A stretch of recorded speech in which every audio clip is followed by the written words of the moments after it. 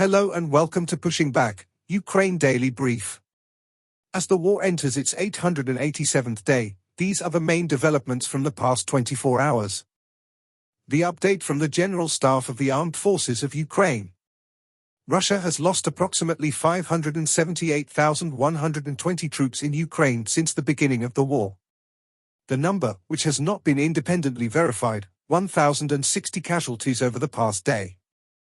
According to the released Ukrainian figures, Russia lost 9 tanks, 20 armored combat vehicles, 30 artillery systems, 1 multiple launch rocket system, 1 air defense system, 21 drones, 1 cruise missile, 52 vehicles, and 1 piece of special equipment.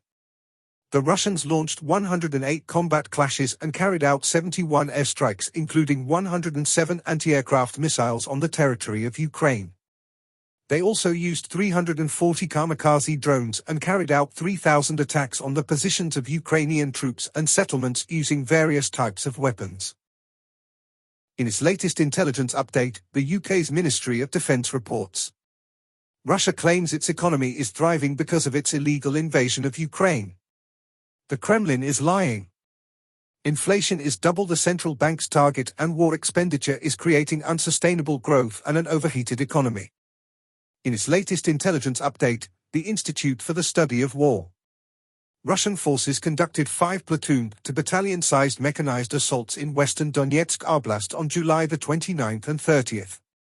Such localized mechanized pushes are likely the manifestation of Russia's forecasted summer offensive. Russian forces likely lack the wider operational capacity to mount a separate renewed offensive operation in Donetsk Oblast or elsewhere on the front this summer.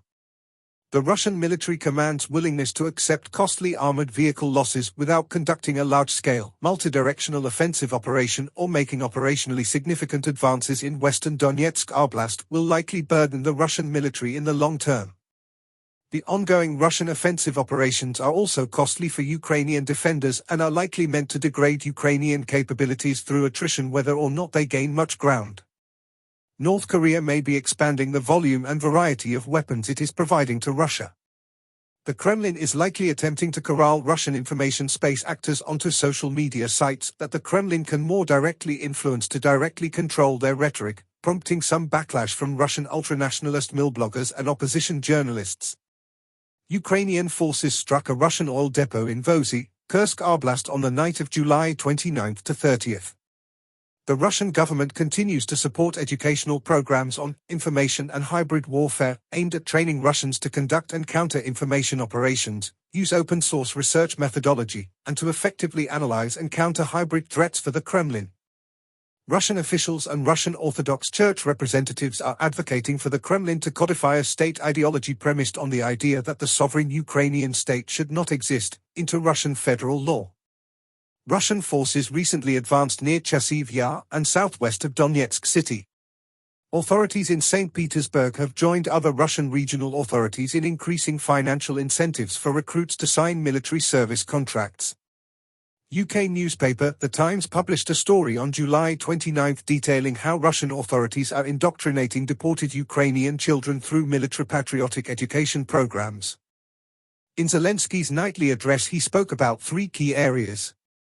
Firstly, security and border fortifications. He addressed security issues in northern regions of Ukraine, including Volyn, Rivne, Zhytomyr, Kiev, and Chernihiv. He noted significant progress in fortifications and border mining but emphasized the need for additional military instructions to enhance security. Secondly, energy and educational infrastructure. Discussions focused on energy sector improvements and the importance of building shelters to facilitate normal, non-distance education for children. He highlighted opportunities for new energy generation through loans, grants, and partner support.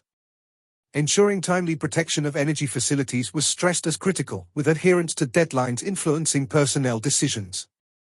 Lastly, regional development and healthcare. In Rivne, he visited a hospital caring for wounded warriors and acknowledged the efforts of medical staff. He also participated in a regional meeting discussing ways to enhance economic and transport opportunities, particularly in Volyn. Emphasis was placed on cross-border transit, local development, job preservation, and job creation, with a call for collaborative efforts between the region and the government. Thanks for following today's updates. Please don't forget to like and subscribe for more content. We'll return tomorrow with the latest news on the ongoing conflict.